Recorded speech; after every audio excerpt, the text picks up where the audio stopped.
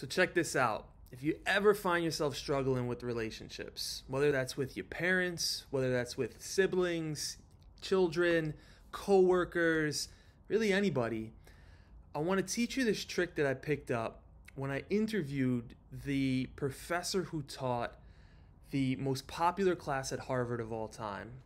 His name is Tal Ben-Shahar, and it was on the science of happiness. That was the class. And I was like, all right, Tal, so teach me, give me the secret to happiness. What's the number one most important thing? And he actually gave it to me. He said, Jacob, the number one most important factor when it comes to happiness is, gotta guess, is relationships. And I said, okay, well, what do we do with that? So how do you create relationships that are good? Because not all relationships lead to happiness. I know that for a fact. And he's like, he took a minute, he thought about it. He's like, you want to meet people in their passion.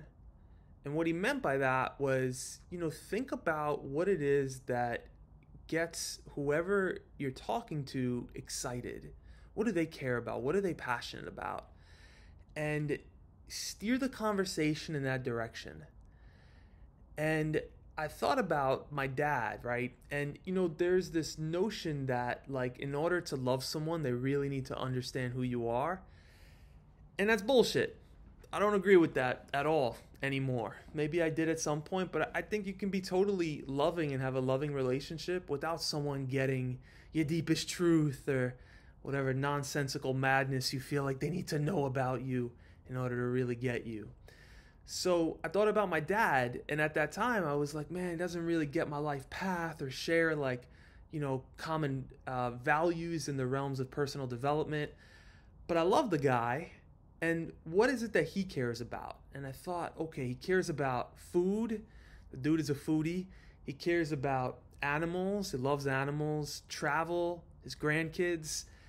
And so I used that as a cheat sheet for when I would see him I know if I ever want to take the conversation to a place where it feels like there's just more love or more aliveness, just talk about any of those things. And it used to amuse me because if I just mentioned anything about food, I had this meal at this restaurant, he lit up, energy filled him. Talking about his grandkids, warmth spread throughout his body.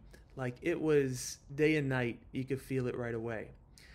So think about in your own life. I think we often think that we have to work on healing the deepest wounds of our relationships and having these, very inner work talks to resolve, the conflict that's getting in the way. And sure, there's a time and a place for that kind of thing. But in my experience, actually going to where the love is, meaning meeting them inside of their passion consistently over and over, making it a practice with the different people in your life to talk about the things that bring life into them, that will that's like making deposits into the love bank such that some of the conflicts that used to get in the way may just start to dissolve. And or when you actually do go into conversations about some of the things that aren't as fun, there's a reserve of love that's there that helps ease and smoothen whatever else you're going to be talking about. So that's my challenge for you if you're up for it, to dare to meet people in the love, in the passion of what they care about, to do a little bit of that, lifting ahead of time to think about what do they care about and how can I make a practice of meeting them inside of that and then feeling them come alive. Because there's something beautiful about somebody who is alive in what they care about. So that's my check-in from you, from my hotel room here in Barcelona. The journey continues, and I'm grateful that we get to be on it together. Much love. Peace.